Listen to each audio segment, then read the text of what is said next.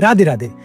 कभी किसी के साथ ऐसा रिश्ता बना है जैसे सब कुछ परफेक्ट हो, अंडरस्टैंडिंग, केयर, रिस्पेक्ट, लॉयल्टी, सब कुछ, एंड फिर भी वो रिश्ता टूट जाए, वो इंसान तुम्हें छोड़ दे, एंड आज भी जब तुम उस रिलेशन या इंसान के बारे में सोचो तो तुम्हें लगे कि वही तुम्हारा राइट पर्सन था? अगर हाँ तो तुम गलत नहीं हो, वो इंसान सच में सही था, बस तुम्हारा समय गलत था। तो अब तुम्हें क्या करना चाहिए? अगर ये सवाल तुम्हारे मन में है तो ये वीडियो तुम्हारे लिए है। श्रीमद् भगवद गीता अध्याय 11 श्लोक 32। कृष्ण अर्जुन से कहता है, मैं प्रलय का मूल कारण और महाकाल हूँ जो जगत के परिवर्तन के लिए आता है। अर्थ, कृष्ण यहाँ अर्जुन को समझा रहे हैं कि मैं समय हूँ जो सब कुछ बदलने के लिए आता है। तो समझो, चाहे तुम्हारा प्रेम कितना ही पवित्र क्यों ना हो, अगर वक्त सही नहीं है, तुम्हारा समय सही नहीं है, तो उसका अंत होना भी नियति की योजना का हिस्सा है।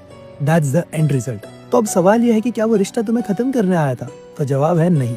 वो रिश्ता तुम्हें खत्म करने नहीं, बस एक नया रूप देने आया था। और श्री कृष्ण चाहते थे कि तुम उस रूप में अपने आप को पहचानो।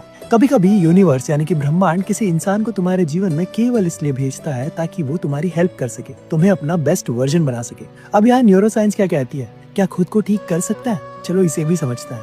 साइंस कहती है कि जब तुम किसी से इमोशनली अटैच्ड हो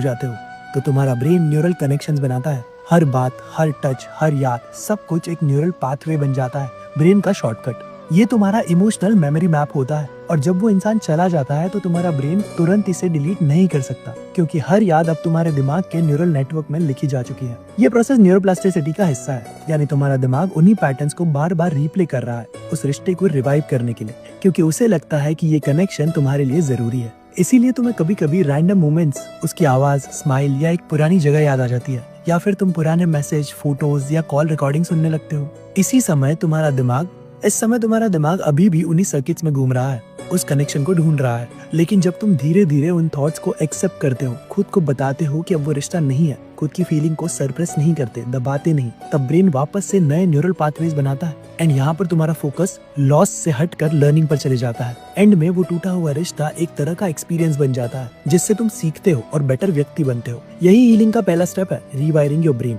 शायद इसीलिए श्री कृष्ण अध्याय 4 श्लोक 34 में अर्जुन से कहते हैं, जीवन में हर अनुभव एक गुरु होता है, जो विनम्रता और समझ के साथ सीखता है, उसके लिए हर दर्द एक ज्ञान बन जाता है। That's it. Conclusion and summary of this video. अगर तुम्हें लगता है कि वो इंसान तुम्हारा राइट पर्सन था और अब तुम्हारे साथ नहीं है, तो ये भी समझो कि उसी इंसान ने तुम्हें एक राइट पर्सन बनाया। समझो, यहाँ पर तुम्हारा प्रेम गलत नहीं था, बस समय सही नहीं था। कई बार कुछ रिश्ते अधूरे छूट जाते हैं, अधूरे रह जाता है, पर वो तुम्हें पूर्ण कर जाता है। सो बस आज के लिए इतना ही। अगर ये वीडियो अच्छा लगा तो अपने दोस्त के साथ जरूर शेयर करना, एंड वीडियो देखने के बाद भी अगर तुम्हारे मन में कोई डाउट है जिसमें मैं तुम्हारी कुछ हेल्प कर सकूं, तो मेरे साथ 1-on-1 कॉन्वर्सेशन बुक कर लेना। शायद मेरे विचार सच में तुम्हारी कुछ हेल्प कर दे। मिलते हैं अगले वीडियो में। जय श्री कृष्णा।